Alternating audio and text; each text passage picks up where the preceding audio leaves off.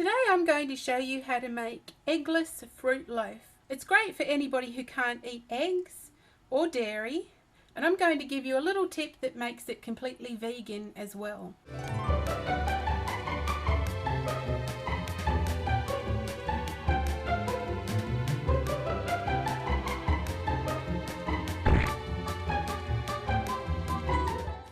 You're going to need 2 cups of water, 2 cups of sugar, 2 cups of mixed fruit.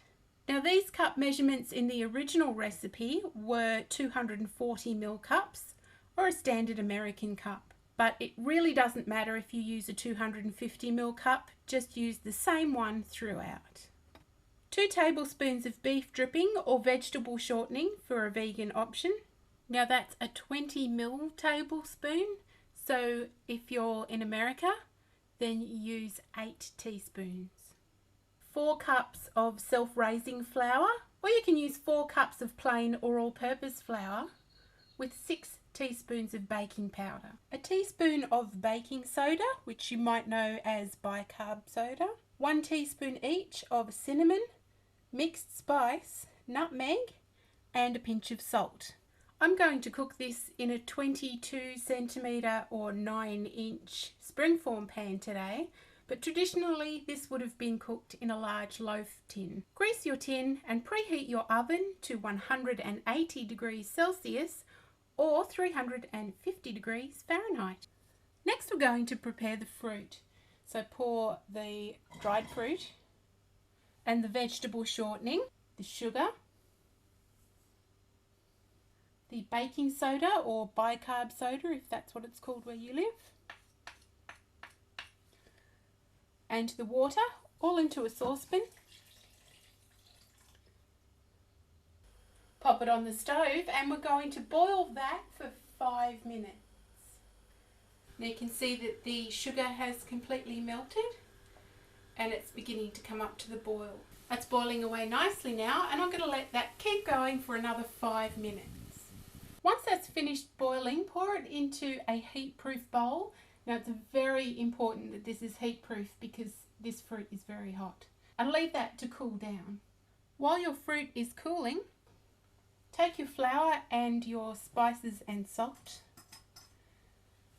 And traditionally you would sift these together 3 times, but I like to use my trick of whisking. And as you whisk it, introduce as much air as you possibly can.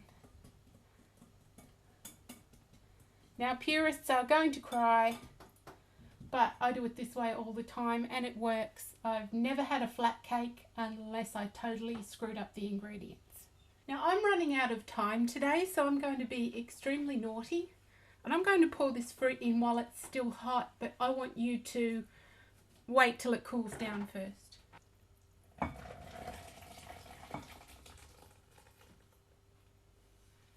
Now you can see that that was rather dangerous. I really want you to let this cool down first. Because I have added the fruit while it's still hot, it's going to be very important that I get this in the oven as quickly as possible. So when you pour in your fruit, stir it all in. And you can see that because I poured this in hot, it has started to cook. If you let yours cool down, you can take your time over this part. Pop your mix in the cake tin. Put your greaseproof paper over the top, and then put it in your preheated oven for 1 hour or until it's cooked. Of course this always varies depending on your oven. And there you have egg-free fruit loaf. Traditionally this was sliced up and spread with butter like a piece of bread, but I like it just as it is. It's light in texture, dark in colour, and full of lovely spicy flavours.